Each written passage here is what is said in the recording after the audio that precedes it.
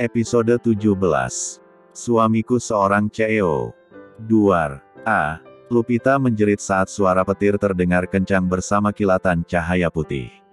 Melihat Lupita ketakutan, Harlan langsung menarik Lupita dalam P3 lukanya.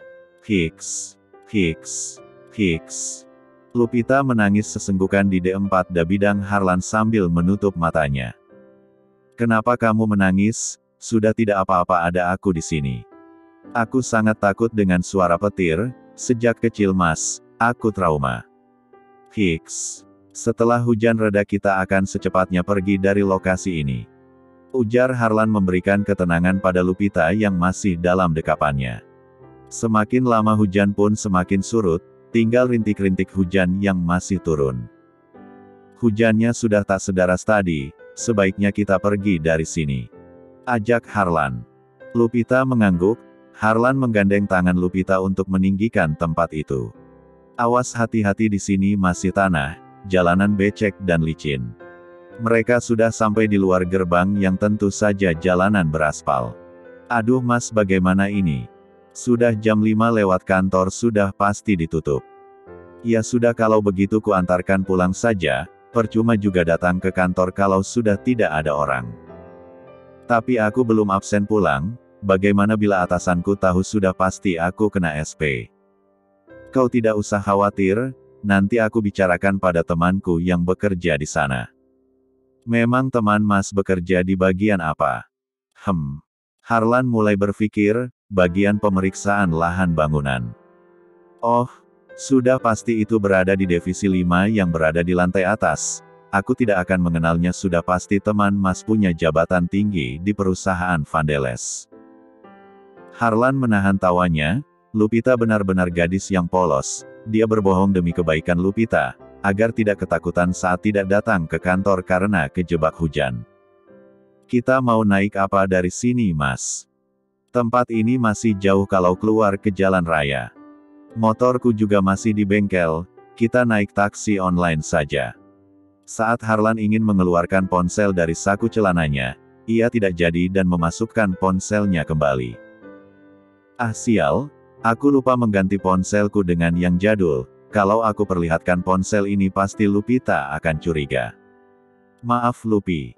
Menggaruk-garuk alisnya yang tidak gatal. Ponselku lobet, boleh aku pinjam buat pesan taksi? Oh, tentu saja boleh. Lupita mengambil ponselnya dalam tas dan memberikan pada Harlan. Harlan menerima ponsel itu, ia tampak sedih melihat ponsel Lupita yang sudah banyak retak. Ini ponselmu? Iya Mas. Maaf.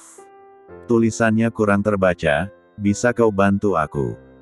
Lupita terkekeh, sudah pasti orang tidak ada yang bisa baca tulisan di ponselku Mas, hurufnya sudah banyak hilang dan retak pula. Harlan membuang wajahnya agar Lupi tidak melihat ia berkaca-kaca. Apa yang mau ditulis Mas? Alamat rumahmu? Rumahku. Lupita mengerutkan dahinya. Aku akan mengantarkanmu pulang, biar ongkos mobilnya aku yang bayar. Tidak usah Mas, terima kasih. Aku bisa naik angkot kok kalau udah sampai depan jalan raya. Tidak, aku bertanggung jawab atas dirimu. Bertanggung jawab untuk apa Mas? Mas kan hanya menemani aku saja, yang kebetulan berada di lokasi villa.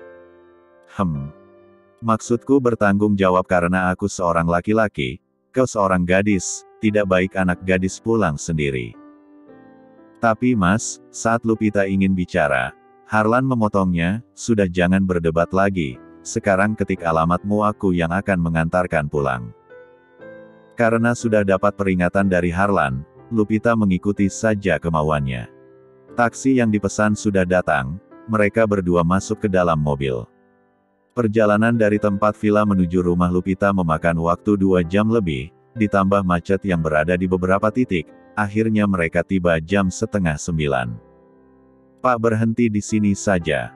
Lupita meminta turun di depan gang, karena untuk masuk mobil ke dalam rumahnya tak mungkin, gang sempit itu hanya bisa dilalui kendaraan roda 2. Harlan membayar tagihan mobil, saat ia membuka dompet uangnya kurang.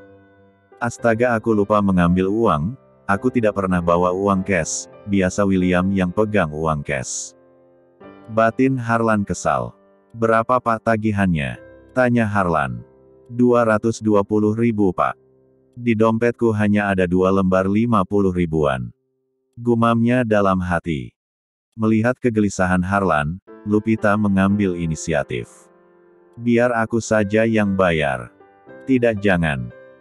Harlan menolak keras, ia tidak ingin mempermalukan dirinya sendiri. Pak, bisa antar aku ke ATM? Wah Mas, gak bisa, kalau ke ATM harus balik ke arah tadi, jalanan di sana macet. Mas, gak apa-apa, pakai uang aku saja. Lupita mengeluarkan dompet dan membayar tagihannya. Ini ada uang 100.000, ambillah buat tambahin bayar taksi, kau kirim nomor rekeningnya akan aku transfer sekarang.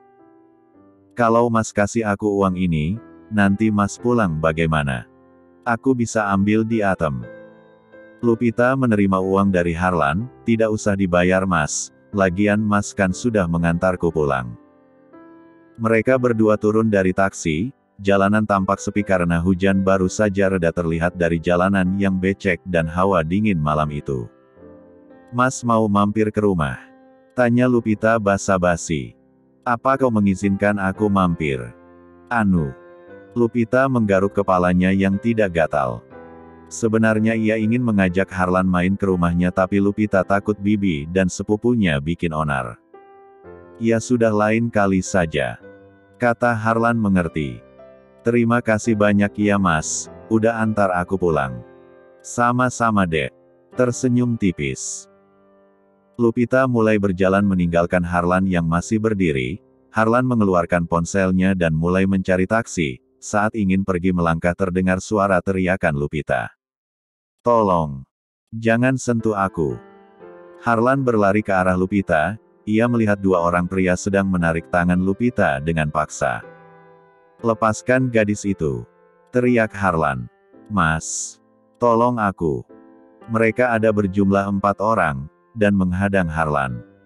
Heh, siapa lu berani menghalangi kami? Kalian tidak punya malu. Satu gadis kalian rebutkan, lepaskan wanitaku. Teriak Harlan lantang, rahangnya mengeras kedua tangannya mengepal. Asal lu tahu, gadis ini sudah dijual oleh bibinya ke Juragan Karyo. BR3 engsek kalian semua, berani-beraninya juragan kalian membeli seorang gadis. Karena bibinya sudah mengambil uang dari juragan kami, dan ia tidak bisa membayarnya jadi kami berhak membawa gadis ini. Kalian cari mati. Jangan pernah sentuh gadis itu. Hardik Harlan. Berani sekali lu menantang kami. Di sini wilayah juragan kami. Hajar bro. Mereka mulai maju dan menyerang Harlan, dengan sigap Harlan menghantam tubuh 2 pria yang menyerang sekaligus. Pertarungan tak terelakkan lagi, Harlan yang bertubuh tinggi besar dengan mudah mengalahkan mereka berdua hingga tersungkur di aspal, kini 2 orang lagi ikut menyerang. Tendangan memutar langsung menghantam wajah mereka hingga bengkak, mereka terus menyerang tapi tidak sampai mengenai wajah dan tubuh Harlan, mereka seakan memukul angin. Sadar Harlan bukan lawan yang seimbang mereka berempat mulai kucar-kacir sambil membawa sepeda motornya. Episode 18. Bagi Harlan menghadapi 4 orang yang bertubuh standar hal yang biasa, dulu waktu tinggal di kampung ia sudah memiliki ilmu bela diri. Apalagi selama di Belanda ia belajar taekwondo, memanah dan menembak. Harlan memiliki bakat alami sejak kecil, pamannya selalu menanamkan kekerasan untuk menjaga dirinya sendiri. Di negaranya Belanda Harlan banyak ditakuti lawannya, karena ia memiliki geng mafia yang diketuai pamannya Alfonso. Bagi Harlan bertempur sudah menjadi makanannya sehari-hari. Tubuh Lupita bergetar, ia sungguh takut dengan orang suruhan Juragan Karyo. Ia tidak menyangka akan menghadapi hidup yang rumit. Melihat Lupita yang tertekan Harlan berjalan mendekat. Kau tidak apa-apa Lupi. Air mata Lupita sudah menetes dengan senyuman tertahan. Hiks. Hiks. Tidak Mas, aku hanya syok. Di mana tempat tinggal juragan itu? Biar aku yang menemuinya. Jangan Mas. Aku tidak ingin Mas dapat masalah dari orang-orang itu. Tapi kau akan terus dikejar seperti ini. Semua ini adalah ulah bibiku, dia yang harus bertanggung jawab dengan semua ini. Aku tidak ingin masalahku makin melebar bila kau ikut campur masalah ini, please aku mohon. Baiklah bila itu maumu, tapi tetap aku akan terus menjagamu. Lupita mengusap air matanya, terima kasih mas, kalau tadi tidak ada mas, aku sudah tidak tahu lagi. Kau tidak usah khawatir, aku berjanji akan terus melindungimu, kalau begitu aku antar kau sampai rumah, aku takut kau kenapa-napa. Lupita mengangguk setuju, mereka berdua berjalan menuju rumah Lupita. Mereka berdua masuk ke dalam gang sempit menuju rumah Lupita. Saat sudah sampai di depan teras yang tidak terlalu besar, Lupita mempersilakan Harlan masuk ke dalam rumahnya yang sederhana. Ceklek. Pintu terbuka, mereka masuk ke dalam ruangan tamu yang berukuran 3 kali 3 meter. Satu set sofa tamu yang sudah jadul masih berada di tempatnya. Lupita mempersilakan Harlan untuk duduk. Mas sebentar ya, aku ganti baju dulu. Iya silakan. Oh iya mas mau minum apa? Nggak usah repot-repot. Nggak apa-apa kok mas, mumpung di sini. Dingin-dingin begini enaknya minum kopi ya. Kopi hitam ya mas. Harlan mengangguk dan tersenyum tipis. Lupita masuk ke dalam dapur untuk membuat kopi. Ternyata di ruangan makan ada Surti dan Lolita yang sedang makan sambil bergosip. Antara dapur dan ruangan makan hanya disekat sebuah dinding. Mereka saling bersitatap saat kedatangan Lupita. Lupi. Tumben lu pulang malam. Sindir Loli tapi tidak ia hiraukan. Lupita mengambil gelas dan memasukkan kopi hitam ke dalam gelas. Buat apa lu bikin kopi? Tanya Lolita lagi. Temanku. Jawab Lupita singkat. Wah. Hebat loh ya udah bawa temen kemari. Apa temen lu udah tahu kalau lu sebentar lagi mau dikawinin sama Juragan Karyo? Lupita menghentikan tangannya yang sedang mengaduk kopi, menatap wajah Loli tajam, kau selalu saja mencari gara-gara, bahkan dengan teganya kalian ingin menjual diriku ya tidak tahu apa-apa. Lupi. Bibi ngambil uang itu juga buat keperluan sehari-hari dan kebutuhan hidup. Makanya lu cari pacar orang kaya biar memenuhi kebutuhan lu nggak perlu lagi hidup susah. Kecilkan suara Bibi. Aku gak enak sama temenku. Gak perlu Bibi mengajari aku tentang pria. Oh. Jadi yang datang temen cowok. Makanya kalau cari pacar orang kaya, kalau miskin melarat. Teriak Lolita, ia sengaja mengeraskan suaranya agar terdengar sampai ruang tamu. Wajah Lupita memerah, ia membawa kopinya ke ruangan tamu, sementara Harlan mengedarkan pandangannya ke seluruh ruangan. Ia bisa mendengar percakapan mereka di dalam dapur, karena antara ruangan tamu dan meja makan juga tersekat dinding. Mas silakan diminum dulu kopinya. Loh katanya mau ganti baju. Cepatlah kau ganti baju dulu, pakaianmu basah nanti kau sakit. Ujar Harlan khawatir. Iya tadi aku buat kopi dulu. Saat Lupita masuk ke dalam kamar, Lolita dan Bi Surti keluar. Wow, oh my god. Lolita terkejut saat melihat wajah tampan Harlan yang asli bule. Bule dari manakah? Jantung Lolita seakan mau copot, dadanya berdebar kencang. Ya Tuhan, ada cogan di rumahku. Celetuk Lolita. Jadi ini temannya Lupita. Kata Surti langsung duduk di samping Harlan. Kenalkan aku bibinya yang mengurusi Lupita masih kecil sampai sekarang. Hehehehe. Mengulurkan tangan pada Harlan. Aku Lolita, sepupunya Lupi. Tersenyum lebar, mengulurkan tangannya. Harlan menatap aneh dua orang di depannya, perilakunya sangat jauh berbeda dengan Lupita yang dewasa. Jadi dua wanita ini yang sudah membuat Lupita menderita, dasar ular bisa-bisanya dia ingin menjual keponakannya sendiri.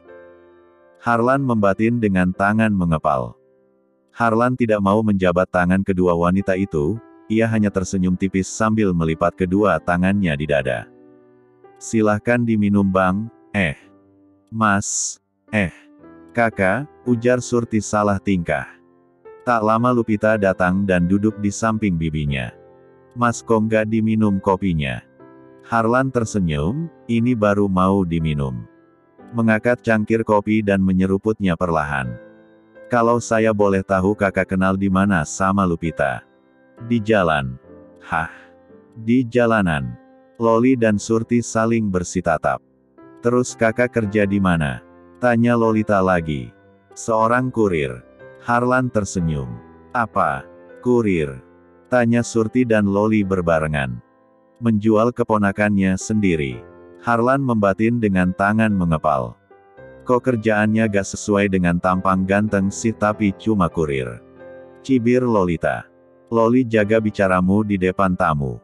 Lupita tak enak hati melihat sindiran Loli buat Harlan. Tidak apa-apa Lupi, cuma aku beri saran jangan pernah memandang seseorang dari penampilan luarnya saja, karena penampilan bisa saja menipu. Meneguk abis kopi di tangannya. Tak. Menaruh cangkir kopi di atas tatakan. Kalau begitu aku pamit pulang dulu, terima kasih kopinya. Iya mas, terima kasih ya sudah mengantarku pulang. Ngomong-ngomong di mana motornya, dari tadi aku tidak melihat ada motor. Oh iya, atau jangan-jangan kakak pakai mobil ya? Mungkin saja taruh di depan jalan. Harlan tersenyum sambil geleng-geleng kepala, kan tadi aku sudah bilang, kerjaanku saja sebagai kurir pengantar barang. Aku orang miskin tidak memiliki apa-apa. Jangankan memiliki mobil, punya motor saja udah syukur. Motorku jadul itu pun lagi berada di bengkel. Ya Tuhan, lengkap sudah penderitaanmu Lupita. Cari cowok jangan cuma modal ganteng doang. Tapi isi dompetnya yang penting. Sindir Lolita lagi bernada cetus. Astaga Loli. Kau masih saja bicara seperti itu. Mata Lupita melorot pada Loli. Maaf ya mas, jangan diambil hati ucapan sepupuku. Ujar Lupita tak enak hati. Tidak apa-apa, aku sudah terbiasa dihina seperti itu. Oke aku pulang dulu ya. Lupita mengantarkan sampai depan pintu, hati-hati di jalan mas. Harlan mengangguk dan tersenyum tipis. Jaga dirimu baik-baik, kalau ada apa-apa hubungi aku. Iya mas, sekali lagi terima kasih. Lupita menatap kepergian Harlan hingga punggung lebarnya menghilang dari gang kecil itu.